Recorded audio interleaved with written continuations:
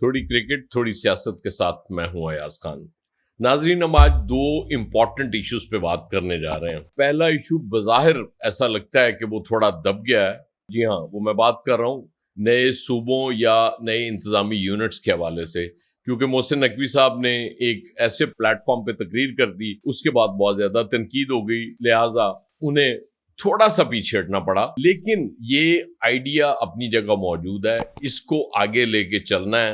اور یقیناً اس میں جو رکاوٹ بنے گا ظاہر ہے اس کو ہٹایا جائے گا۔ اس کی بنیادی وجہ یہ ہے کہ ایک بہت زیادہ تنقید ہوتی ہے کہ چند خاندانوں کی اجارہ داری ہو گئی ہے۔ اب سوچ تو پیچھے یہی ہے کہ اس اجارہ داری کو کسی طرح ختم کرنا ہے۔ اب وہ کیسے ختم ہوگی یہ الگ بحث ہے، اس پہ ہم بعد میں بات کریں گے۔ اور دوسرا ایشو پی ٹی آئی کے اندرونی اختلافات، وہ جو 27 ستمبر کی تاریخ دی تھی اس پہ بہت زیادہ تنقید ہو رہی ہے، اور یہ کہا جا رہا ہے کہ یہ سہیل آفریدی یا شفیع جان جو بات کرتے ہیں، ہمیں تیاری بہت کرنی ہے، اس کے لیے کنٹینر بنانا ہے، اور اس لیے ہم نے یہ اتنی تاخیر سے ڈیٹ دی۔ اور جو اپوزیشن لیڈر ہیں محمود اچکزئی اور علامہ عباس ناصر جو سینٹ میں اپوزیشن لیڈر ہیں، کیونکہ ان کے بقول عمران خان صاحب نے ان کو دیا ہوا یہ اس کا ٹاسک کہ وہ فیصلہ کریں گے، تو لہٰذا ان کی وجہ سے کیا گیا۔ تو اس کے بعد پھر پی ٹی آئی کے اندر سے یہ آوازیں اٹھتی ہیں، اور سب سے پہلی بات جو ہم نے آپ سے بات بھی کی تھی کہ جب علیمہ خان کو اعتماد میں نہیں لیا گیا، تو اس کا مطلب ہے کہ ظاہر ہے کوئی جو شک کرتے ہیں وہ بھی اتنے غلط نہیں ہے کہ پتہ نہیں کس کے کہنے پہ کھیلتے ہیں پی ٹی آئی کے لیڈرز۔ اور یہاں تک لوگوں نے کہا کہ آپ یہ دیکھ لیں کہ پشاور کا جلسہ جو ہے وہ کس نے ارینج کیا تھا، بیرسٹر گوہر اور سہیل آفریدی نے۔ تو آپ کو پتہ ہی ہے ان کے تانے بانے کامل تھے۔ یہ تنقید پی ٹی آئی کے اندر سے بہت ہو رہی ہے۔ اب سب سے پہلے ہم بات کرتے ہیں نئے صوبوں یا انتظامی یونٹس کے حوالے سے۔ دیکھیں، یہ ڈیبیٹ شروع ہو گئی ہے، اب ختم نہیں ہوگی۔ یہ وہ جن ہے جو بوتل سے باہر آ چکا ہے، اب اس کو دوبارہ بوتل میں بند کرنا یہ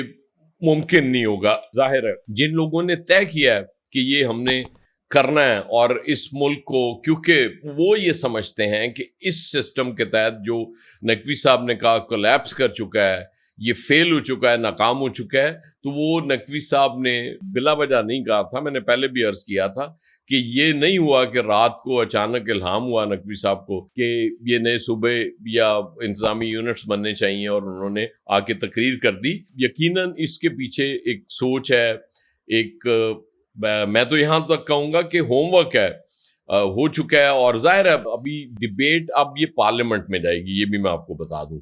پارلیمنٹ میں ڈیبیٹ کے بعد پھر چیزیں آگے بڑھیں گی۔ ظاہر ہے کچھ جگہ سے بہت ریزسٹنس بھی آئے گی، اسپیشلی سندھ سے تو ہمیں نظر آ رہا ہے کہ وہ سندھی دوستوں سے اگر بات کریں تو وہ ظاہر ہے کہتے ہیں کہ جی ہم تو کسی صورت اس کو ہونے نہیں دیں گے۔ لیکن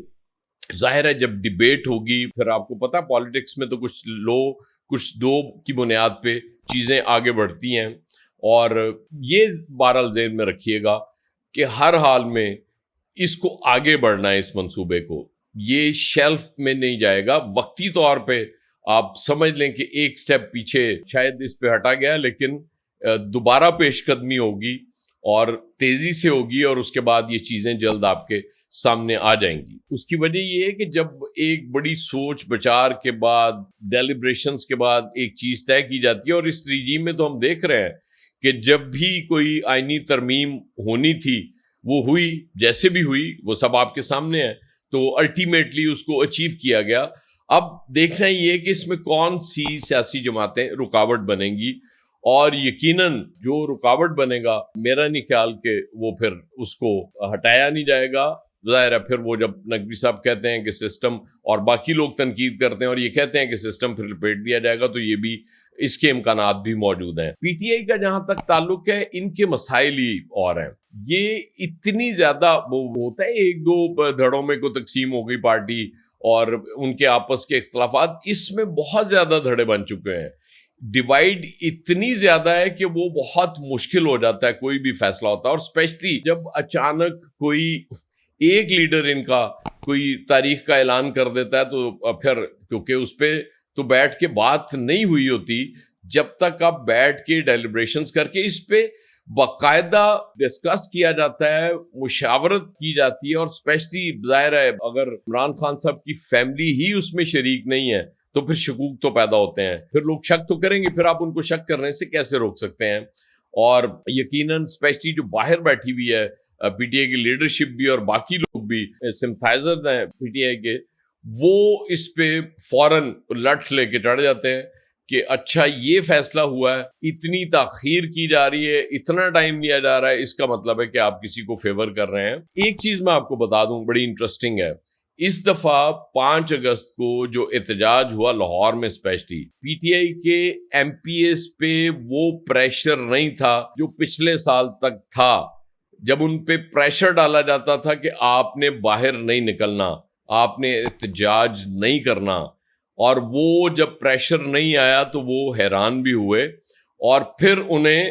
تھوڑا دکھ بھی ہوا. دکھ کس چیز کا ہوا کہ اگر ہمیں پتہ ہوتا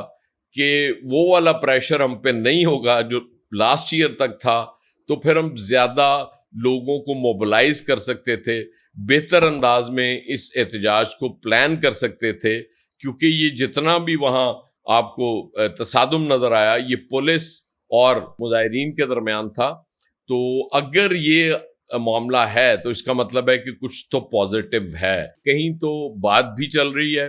اور کچھ تھوڑی رعایتیں بھی مل رہی ہیں. بیرسٹر گوہر اور سہیل افریدی کو اب ایک ہی پلڑے میں ڈالا جا رہا ہے,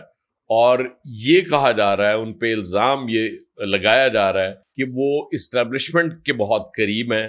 اور وہاں سے ان کو ہدایات مل رہی ہیں, جس وجہ سے وہ اس طرح کے فیصلے کرتے ہیں. No doubt P T I کا سب سے بڑا ایشو جو بار بار ہم ڈسکس کرتے ہیں کہ پولیٹیکل لیڈرشپ نہیں ہے آگے. پولیٹیکل لیڈرشپ ہوتی تو شاید وہ زیادہ پریشر ڈال سکتی تھی. سب سے بڑی بات یہ ہے کہ آپ نے 27 ستمبر کی ڈیٹ تو دے دی, اس صورت میں آپ کی پارٹی اور پی ٹی آئی کے فالوورز ضرور مطمئن ہو جاتے اگر آپ کم از کم اس وقت تک یہ رعایت تو لے لیتے کہ آپ اپنے لیڈر سے ملاقاتوں پہ جو پابندی ہے وہ ختم کرا دیتے. تب بھی لوگوں کو تھوڑی تسلی ہو جانی تھی کہ ہاں یہ جو لیڈرز جو بھی who are calling the shots وہ کچھ تو کر رہے ہیں ہمارے لیے. لیکن جب آپ یہ نہیں کریں گے تو پھر ظاہر ہے توپوں کا رخ آپ کی طرف ہوگا اور لوگ آپ پہ تنقید بھی کریں گے. اس لیے آپ ظاہر ہے اب آپ ڈیفینسو ہیں کیونکہ آپ کے پاس جواب نہیں ہے, اور جو لوگ اٹیک کر رہے ہیں وہ میرے حساب سے اس وقت ٹھیک کر رہے ہیں. جماعت اسلامی البتہ وہ اس کا بھی ذکر کر ہی دوں کہ انہوں نے وہ سڑکیں بلاک کر دیں, لیکن پیٹرول تو وہی وہ جو روٹین میں تھوڑا بہت سستا ہو جاتا ہے, اسی طرح ایک آدھ دن بعد 2 دن بعد تھوڑا بہت مہنگا ہو جائے گا. اس سے زیادہ کوئی فرق نہیں پڑتا جماعت اسلامی کے اتنے احتجاج کے باوجود. تو بہتر یہ ہے کہ اس طرح کے احتجاج نہ کیا جائے کہ جس کے نتائج برآمد نہیں ہونے. بہرحال جماعت اسلامی کی مرضی ہے. تو یہ آپ سے آج کے اس میں ڈسکس کرنا تھا. اگر آپ کو پسند آئے تو یہ ویڈیو لائک کریں, شیئر کریں اور سبسکرائب بھی کریں. آپ کا بہت شکریہ.